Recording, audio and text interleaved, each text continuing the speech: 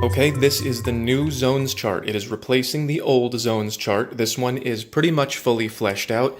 As usual, if you can find something that I missed, please let me know, but I think I got it all. This is a chart that is divided into the way that men categorize women and the way that women categorize men. Men have one set of values. Men add up what we think about your looks, your personality. We subtract how much availability you're giving to other men. And then here I drew a cabinet, which is the male version of the galaxy, because there are other things that can make women more and less valuable to men, but it's not very much. These many, many things can make a big difference, a big impact on how women like men. But over here, it's not that big of an impact. So this is basically the way that men decide how much they value you. And then once we decide, from the best I can get to the worst I'll take, where we're going to put you, you kind of end up in one of these boxes, and it can be pretty hard to leave. In order to do that, you would have to either improve your looks or your personality or get rid of the male attention that you have in your life, and you're not going to really be able to do it with this. If this isn't cutting it for us, this is a big lesson that a lot of women need to learn. You can't overcome lack in this department by wearing a t-shirt that he likes or picking up a hobby that he likes. That's why it's a cabinet. It's very, very small. It makes a small impact. If your cabinet is perfect for the man that you want, it might give you half a point to a point. This is really most of it. Women, on the other hand, they have two sets of criteria that they evaluate men on. They have good guy stuff and bad boy stuff. And this is one of the reasons that there's so much confusion in our culture about what women want, because they say they want good guy things, and then they actually go with men who have bad boy things. But the truth is they want both. And you don't have to choose. In our language, we say, I'm a good guy, or I'm a bad boy, or I'm good, or I'm bad, or this is... But really, you can be both of these things. And in order to be both of these things, you have to maximize your physical attractiveness, face, body, height, voice, all the things that you can do, lose weight, get muscle, maximize it, and maximize your masculinity. Dominance, power, confidence, smoothness, which is... I'll explain that later. Smoothness is basically how well you understand women. If you can approach a woman and you know what it is that she responds to, she's going to go, oh, you understand women. You're smooth. That requires some more unpacking. And women also respond to dark triad traits. This is a big difference between men and women. Men do not need women to have any evil stuff, any bad boy stuff. We don't need bad girls. Some guys like bad girls, but that's a personality thing. Men in general don't need girls to be bad. Women need men to be at least somewhat bad. You gotta be dangerous. You have to have the ability to be dangerous. Not necessarily go to jail, but you have to be capable of it. And that will boost your bad boy score, which is what you really want. It's better to be all bad and no good than it is to be all good and no bad, because then you end up in the friend zone. So both of these speech and thought bubbles are arranged the same way. The higher up you go, the more it is based in love, which is supportive, public, monogamous, and emotional. And the farther down you go, the less love there's going to be, and the more lust, which is going to be opportunistic, secret, multiple partners at many times, and impulsive. So, of course, a man is going to have lust for a keeper. Of course he is, because that means that he likes the way she looks. But he's going to have a lot of love for her. Way down here, he's going to have no love at all, and it's going to be entirely a lust-based relationship.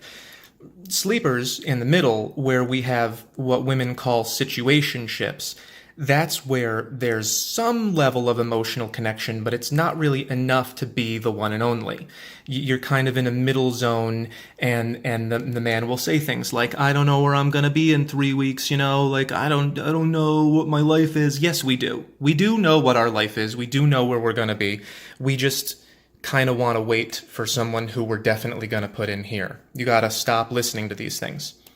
So for women, avoiding getting into these bad relationships is a lot easier than it is for men to avoid getting in these bad relationships. You just have to know how he feels about your looks, your personality, and your exposure to other men and the stuff you have in common. Figure out how much he likes you and judge it by how much investment he's giving you. How much of his time and energy and money and whatever it is that you value, because every woman values different kinds of investment. But if you value something and he's not giving it to you, because this is the higher you go, the more investment, the lower you go, the less investment. If he's not giving you the investment that you want, that's a very clear signal that you're not here. And you either have to change something to get here, or you have to leave and find another guy who likes you. So, just really quick for men, keepers is obviously my one and only. This is the one woman that we care about the most. Sleepers is, these are girls who we like and we're attracted to them. And as you can see, this is the public-private line. There are sometimes that sleeper relationships enter into the public arena and will go out with you, but we still aren't really committed and we kind of waffle a little. And then there are some times where sleeper relationships are like, let's just keep this between us. Just come over at midnight, right? Once you get down into sweepers, this is usually just mistakes. We usually wish we hadn't done this. It might be related to alcohol, or maybe it's been a really long time, but if there's ever any kind of contact here, it's called sweepers, as in under the rug, because we don't want anyone to know about it. So if a guy has ever had any level of a relationship with you and tried to hide you and not answer the phone and disappeared and everything, that's where you were. And you need to not be there because it's pretty uncomfortable. So for women, it's obviously a lot more complicated because women have two sets of criteria that they judge men on. One of them is good guy stuff and one of them is bad boy stuff. Good guy stuff, the level of good guy things that you have, which is, of course, how much you're investing in her. Is it enough for her? Are you presentable? Does that make you look good? That's, for women, looks is broken down into presentable and face and body and height and voice. So men have that both in one thing, but women have looks separate. So if you're a really, physically unattractive guy, but you're very well put together and you're giving a woman a lot of investment, then you would have a really high good guy score and a very low bad boy score, and you would end up in the friend zone. So the amount that a woman thinks you are a good guy is going to be the amount of investment that you're giving her compared to what she wants, the amount that you make her look good when you're seen together in public, because that's going to push you above the public line. And then, this is important, men subtract other men from their valuation of women, and women subtract other women from their valuation of men in the good guy zone. But women will very often keep going back to a bad boy that has a lot of girls, or a situationship with a guy who has a lot of girls. Women generally do not subtract other women from the bad boy score. They take other women from the good guy score because that's going to take away your investment in her. And over here, having other women does not take away your investment in her because it's all based in excitement and physical things. And then finally, of course, women have the galaxy, and that's many, many, many little things that each individual woman values separately, which is the male version is the cabinet. In here, a woman might have like being good with kids, or liking pets, or having the same hobbies in common, or wearing a particular kind of shirt. There's lots and lots of little details in here that don't quite fit into anything else. It's just what fits with her life, what matches with her experience and with her feelings, and it's difficult to really predict what that's going to be. It's very individual for everybody. And this is very individual for everybody too, but this only matters a little bit. And this, if you have what a woman wants in here, it can give you a few points. Like if you're not particularly presentable, but you're okay, and you don't have a lot to invest, but you're okay, and you have a load of things in common with her, it can boost you up a few points on the good guy score. Again, not the bad boy score. So all of those things in the good guy score, they measure how much the woman trusts you to be able to be there for her and make her look good and have a very public relationship. Very public. The more you are a good guy, the safer that she will feel going out with you and being seen with you in the friend zone, husband zone, or the Prince Charming zone. But again, if you have only good guy traits, she's not going to like you enough for any of these zones. You have to have some bad boy traits. And it could be just looking good. That's enough for some women. It can be There are some guys who don't look that good, but they're very, very smooth again, and they have experience with women, and women like it when they know you have experience with women. If you are very dominant, if you're good at something like a sport, if you're the head of your social group, if you're the boss at a job, like if she works somewhere and her boss is very, very dominant over other people, that's going to sort of trigger something in there. It triggers something in the bad boy continuum. Men who are very confident in themselves.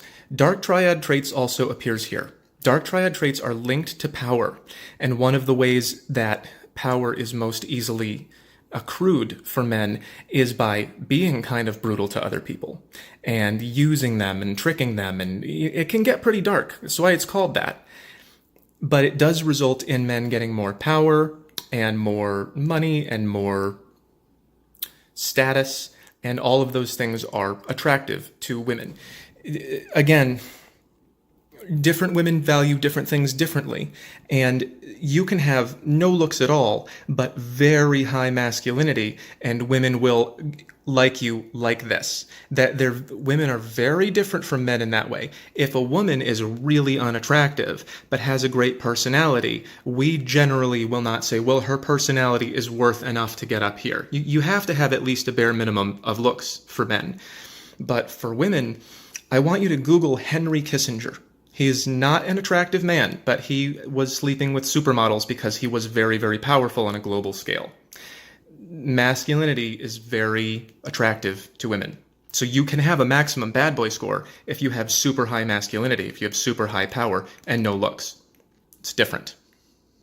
So the way that a woman feels about your two scores, she's going to evaluate what are your good guy traits and what are your bad boy traits, and she's going to evaluate how she feels about you.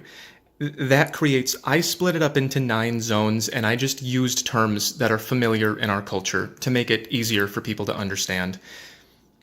We'll start with nothing. If you have no bad boy traits at all and no good guy traits, you're a ghost. Women don't even recognize you. You're just a thing. If you're the mailman, you're just the thing that makes the mail come, unless you're very attractive, and then you would jump up to here. Let's start by going up the good guy scale. If you are less than half good, if you're below this public line, and you have no bad boy traits at all, and you're less than half good, and you're pursuing a woman, she's going to say, ew, you're a creep. You're not attractive to me at all, and you're not very good. So I don't want to be around you. If you go a little bit above half, women will have a gold digger relationship with men in this area if they have a lot of money. If they don't have a lot of money, it's kind of like ick. It's kind of just, okay, this guy's pretty nice, but I don't feel anything for him. And so it's just kind of gross and leave me alone. It's similar to creep, but a creep is like someone who you would not want to talk to at all, someone who you would want gone from your life, but you'd be aware of him. You would not be aware of the ghost. Ick would be something like, well, he has to be around and I have to tolerate him, but I don't really want to think about, starting a relationship with this guy, unless he has tons of money. And then some women will put up with it. Again, some women, everyone is different. If you max out your good guy score and you have no bad boy points at all, you're going to be in the friend zone. Women will go out in public with you. They will let you buy them things. That if you're very, very good to her and you're treating her with investment and you're making her look good and you don't have other women. I had a video recently with a girl talking about having a guy in the friend zone and he got a girlfriend, and so she lost her investment. And she said, well, that makes me feel bad, but then again, it wasn't a relationship, so I can't say anything. She was just talking about losing free investment from a guy who she didn't like at all. So this is not somewhere you want to be, and this is something that a lot of men have trouble with. They be as nice as they can be, and they go, why don't women want me? And it's because women are not attracted to this. It's what makes them feel safe and comfortable, and it's what makes them want to spend time around you. It's what makes them trust you. It's what makes them want to be seen with you or build a future with you, but it's not what makes them attracted to you. This confuses men, because when women give us what we value, they shoot right up this chart. And we wonder why that doesn't work for us. And the reason is that you either are not good looking and God forbid that you have unfixable things about you, but hopefully you can lose some weight and gain some muscle and start dressing better and become more masculine. If there are things that you cannot fix about your body, you have to at least be more manly. And then that's going to give you some degree of points. So if you are maximum nice and you become more manly by working on yourself, take care of your face and your body and become more of a man, you might move into the husband zone. If you do a fantastic job, you could move into the Prince Charming zone, but this is very, very, very, very, very rare. So we did the first column, let's do the second column. If you are a medium bad boy, if you're medium bad, if you're medium attractive or medium masculine, kind of manly, but not really, and you have no good guy things at all, sometimes you will be women's drunken mistake. This is kind of like the female sweeper. She might make a mistake and she'll feel like, well, you aren't really a bad boy. You don't really do it for me. We shouldn't have done this. I thought that you were going to be more exciting, but you're really lukewarm, and you're not nice at all. If you are medium bad and you're, again, under half good, this is a bad situationship. This range is situationships, and this one is settling, because at this point, this can become permanent in public. But in all three of these are where the man will not commit, and this is where the woman will not commit. So they're all situationships, but different kinds. This one, again, the bad situationship is with a guy who's half attractive or half masculine, half what women, get excited about, but not nice enough to settle for, and not even close to nice enough to be in the husband zone. Not giving enough investment, not presentable enough, kind of dumpy, not doing great in life. That's a bad situationship where the woman will not turn the key. If you go above the half point of the good guy traits, then you get to the settling point. And at a certain point, women will settle. And I picked colors for these things that I think represent the emotions. Settling is kind of dusty. It's like an old pillowcase that hasn't been washed in a while. It's just like, it works, I guess. It's not very exciting, but it's often better than nothing. And then if you work really, really hard to bring all of these to her, if you have everything in common with her and you're supporting her really well and you make her look really good, you can be in the husband zone. And the way that women will think of you in the husband zone is, well, he's not that much of a man. He's not super attractive and he's not super manly, but man, does he ever take care of me? And that's my husband and I'm proud of him. So then let's do the last column. The last column has both of the kinds of relationships that women like the most. Women do like friend zone relationships, but they're not nearly as fun as bad boy relationships, not even close. And they're not as good as Prince Charming relationships, which are, again, very, very rare. The Prince Charming relationship is the ideal long-term, and the bad boy relationship is the ideal short-term, which is a really difficult thing about women. This is one of the most difficult things I've ever learned about women, that even if you manage to be Prince Charming, the bad boy is still more exciting because it is so bad and so short-term. It's paradoxical that being good can make her less excited for you. She'll be more excited for a bad boy than she will be for Prince Charming, because there's something about stability that kind of dilutes this. And this is the most healthy kind of relationship, when the man is here for the woman and the woman is here for the man. But the way that society is going lately, and the way that it typically goes in human history, when a guy gets this valuable, he ends up having multiple women, and then they're all in a harem, which is a kind of situationship, which usually the women think is either a good or a mid-level situationship. It's either one where they go out with the guy and they're seen with him and everyone knows he has multiple women, or it's just a quiet thing where they go over his place and that's all that they're gonna get, and that's all that he's willing to give. I have a story I always tell everyone about when I was driving for Uber, and I met a girl who figured out that I was good at this kind of stuff. She just picked it up really quick. And she asked me, she said, "Hey, I'm seeing this guy, and he has all these other girls, and he won't commit to me, and I'm stuck here," basically is what she was saying. And she said, "How do I get him to pick me out of all the other women?" And, I looked in the rearview mirror and I took a look at her, and I had listened to her talking to her friend for a minute, and I knew what kind of, life she was living, roughly. And I pretty much assessed that, there's not a lot that you can do here, especially if this is the only other guy you're seeing. And I asked her that. I said, is it the only guy you're seeing? And she said, yeah, it was just the one guy, but he had 4 or 5 girls. She actually didn't know how many it was. And so I said to her, how well do you know this guy? And she said, pretty well.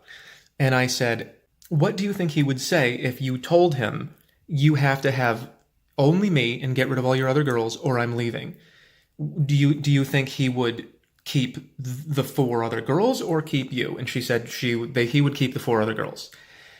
And I said, and let me ask you this. What if I gave you 100% of my love and devotion and I gave you all of the good guy stuff I had to give? Would you dump him for me? And she got really quiet. And I said, don't worry about it. You're not going to hurt my feelings. We're in an Uber. It doesn't matter. And she said, no, I would not do that. So she told me that 100% of what I could give her would have been in this range or this range, and what she was getting from this other guy was either here or here. She valued being in his harem more than having me all to herself, because in her evaluation, she likes men that have more than I do. And so this is a lesson that I'm really hoping that women can learn. I'm hoping that I can get it through to some women that you can't, if you can't improve this, you can't improve this, you can't get rid of male attention, and you have maximized this, and he's putting you here, he doesn't like you this much, and he never will. If he's got 5 women, why would he get rid of 4 of them to keep 1? He would get rid of 1 of them to keep 4. You're just here. And if you want to be here, that's your choice. I can't make that. No one can make that choice for you. If this is what you prefer, and that's what this girl said. She said she would rather be here with him than be probably here with me, at least in her evaluation. Maybe I would have been able to do this for her. Maybe. But in her assessment, I was in this icky zone, this kind of, I don't really want that. I'd rather be with an exciting guy 20% of the time. So that's pretty much it. That's how the zones work, and that's how men value women and how we place you in here, and that's how women value men and how they place us in here. And a lot of the problems that we're having in the dating market are in the way that we're negotiating. Women would rather have a part of a guy than a whole, mid-level guy. And men would rather have 1 or 2 or 5 women in this zone than pick one of them and have a one and only. It would probably make us happier if we had those kinds of relationships. But the way that we're negotiating lately, we're ending up here and here, and everyone's getting all hurt emotions over it. And of course, we're ending up here and here as well.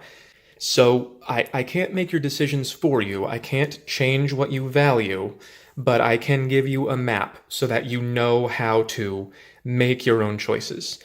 That's pretty much it. That's the zones map. Let me know what you think and report back if this is making any positive changes for you. I'd love to hear it.